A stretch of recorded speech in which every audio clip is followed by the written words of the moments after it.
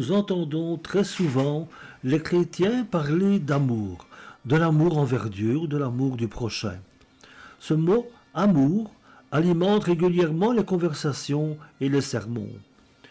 Il y a de par le monde des personnes exceptionnelles qui consacrent une grande partie de leur vie à se dévouer pour leur prochain.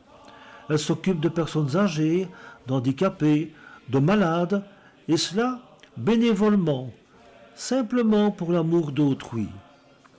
Mais est-ce là le véritable amour? Vous êtes-vous déjà demandé ce qu'est le véritable amour? La Bible nous dit que l'amour est la première des 9 qualités du fruit de l'esprit mentionnées par l'apôtre Paul dans son épître aux Galates au chapitre 5, les versets 22 et 23.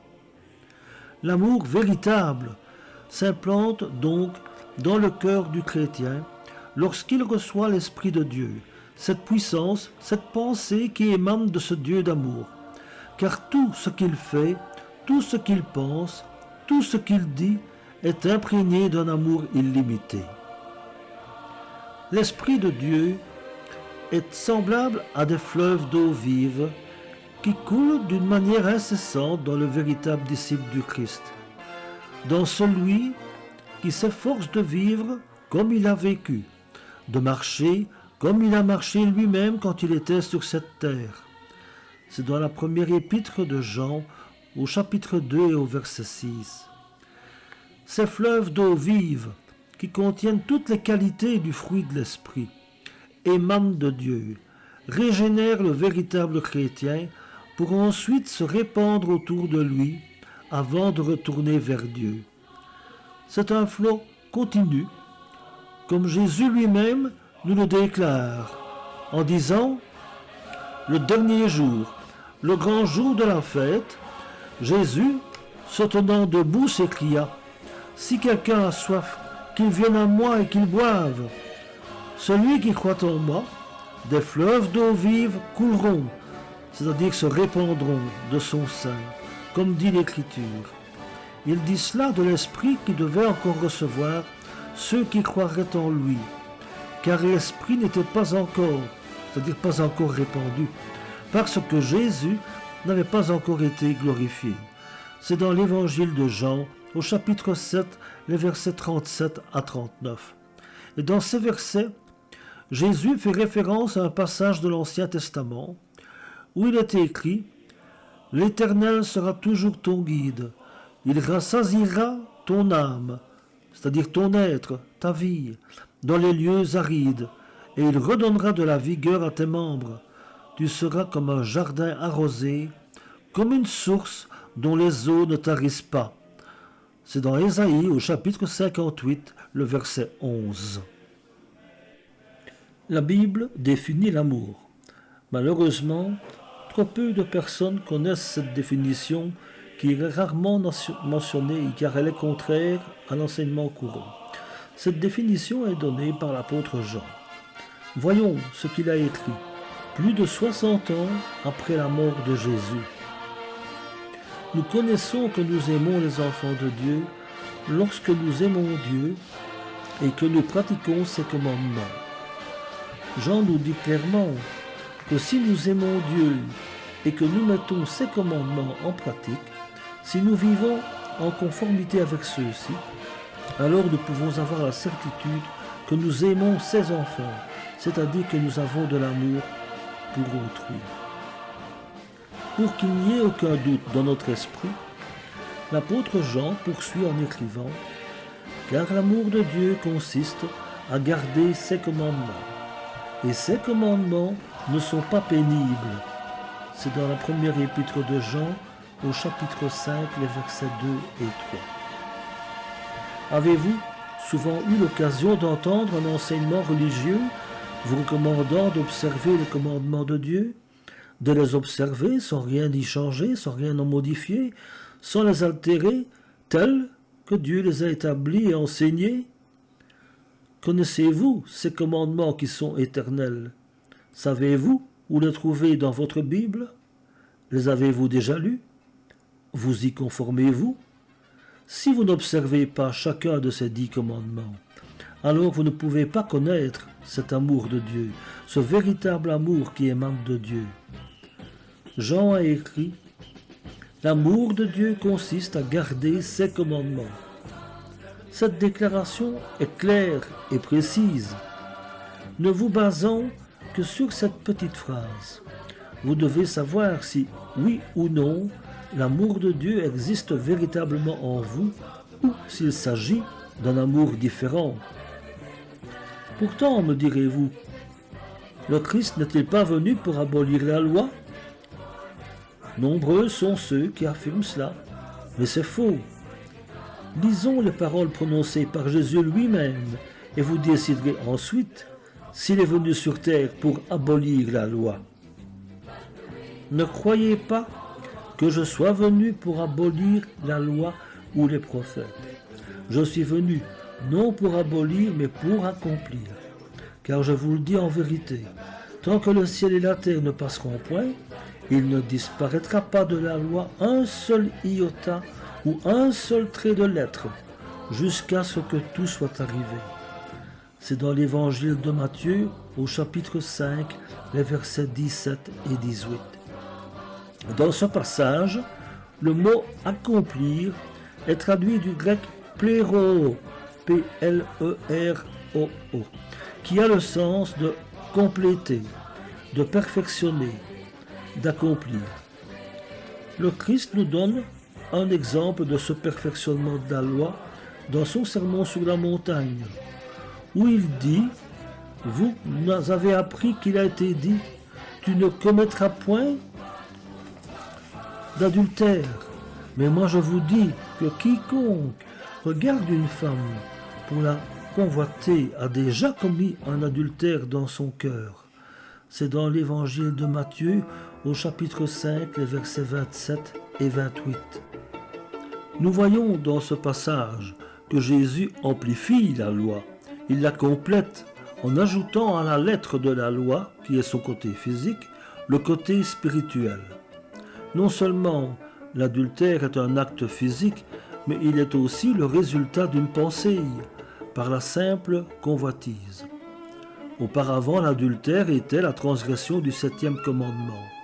Mais depuis la venue de Jésus sur terre, il est également la conséquence de la transgression du 10e commandement qui traite de la convoitise. Voilà ce que le Christ est venu enseigner. Lisez et méditez le sermon sur la montagne au chapitre 5 de l'évangile de Matthieu. Non, la loi est loin d'avoir été abolie. Christ l'a complétée, magnifiée. L'appliquons-nous, non seulement selon la lettre, mais aussi selon l'esprit? L'apôtre Jean écrit encore: si nous gardons ses commandements, par là nous savons que nous l'avons connu. Celui qui dit « je l'ai connu » ou « je suis son disciple » et qui ne garde pas ses commandements est un menteur, et la vérité n'est point en lui. C'est dans la première épître de Jean, au chapitre 2, les versets 3 et 4. L'apôtre Jean exprime là un jugement sévère mais sans appel.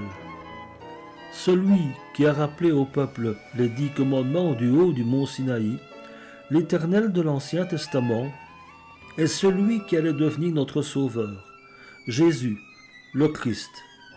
Par conséquent, les commandements dont il est question ici sont ceux qui figurent dans Exode 20 et Deutéronome 5.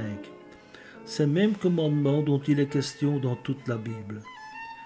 Quelques heures avant son arrestation, Jésus a confirmé que « si vous gardez mes commandements, vous demeurerez dans mon amour, de même que j'ai gardé les commandements de mon Père et que je demeure dans son amour. » C'est dans l'évangile de Jean, au chapitre 15, le verset 10. Demeurez-vous dans l'amour du Christ? Demeurez-vous dans l'amour du Père comme le Christ y est demeuré? Voici un bon sujet de réflexion et de méditation, si vous êtes concerné par votre Père céleste. Vous ne pouvez affirmer que vous demeurez dans l'amour du Christ que si vous vous soumettez à la volonté de Dieu, si vous observez sans le moindre compromis tous ces commandements qui sont la base même de la loi. Certaines personnes affirment que le Christ est venu apporter de nouveaux commandements qui remplaceraient les anciens. Mais relisez les 10 commandements et vous constaterez que les 4 premiers concernent nos rapports personnels avec Dieu. Les 6 commandements suivants décrivent la façon dont nous devons nous comporter envers notre prochain et l'amour que nous devons lui témoigner. Vous pensez peut-être que vous ne vivez pas en contradiction avec les 10 commandements puisque vous acceptez et reconnaissez que vous devez honorer vos parents, que vous ne tuez pas et ne volez pas. Mais observez-vous le 4e commandement qui traite du jour du repos, qui n'est pas le dimanche? Si votre réponse est négative, alors contrairement à ce que recommande l'apôtre Jean, vous ne marchez pas comme le Christ a marché. Vous ne vivez pas comme il a vécu. C'est dans la première épître de Jean, au chapitre 2, les versets 3 à 6. Jésus a encore déclaré: le sabbat a été fait pour l'homme, et non l'homme pour le sabbat, de sorte que le Fils de l'homme est le maître même du sabbat. C'est dans l'évangile de Marc, au chapitre 2, les versets 27 et 28. Le Christ a-t-il reporté le repos du 7e jour, prévu dès la création de l'homme, au dimanche qui est le premier jour de la semaine? La réponse est non. Ce repos a-t-il été fait pour le juif seulement? Non. Il a été institué pour l'homme, juste après la création d'Adam. Le Christ a observé la Pâque, et non pas les Pâques. Il a observé les autres fêtes annuelles, comme la fête des tabernacles et le dernier grand jour, nous laissant ainsi un exemple que nous devons suivre. Vous pouvez voir à ce propos la première épître aux Corinthiens au chapitre 11, le verset 1. Nombreux parmi ceux qui affirment être chrétiens sont convaincus qu'il leur suffit d'accepter Jésus comme sauveur, de professer son nom et de croire en lui. Des millions de gens sincères croient en Jésus, mais ils ignorent son message et ils croient qu'il est venu abolir la loi, comme cela leur a été enseigné. Je vous conseille de vérifier les enseignements que vous avez reçus. Prenez votre Bible en main et découvrez ce que Jésus a déclaré. Trop de gens font passer notre roi à venir, notre sauveur, pour un menteur. S'il vous plaît, ne soyez pas complices de ce blasphème. Si vous avez aimé cette publication, veuillez vous abonner et vous pouvez également vous reporter plutôt au site, à notre site lesiècleavenir.fr, par lequel vous pouvez nous poser toutes les questions que vous souhaitez. Vous trouverez nos coordonnées à l'adresse de contact, dans la rubrique de contact, et vous pouvez également, sur la première page de notre site, via un bouton approprié à ce sujet, cliquez dessus et nous adresser vos questions. Nous vous remercions de nous avoir suivis jusqu'à présent et nous vous disons à bientôt pour un prochain épisode. Au revoir.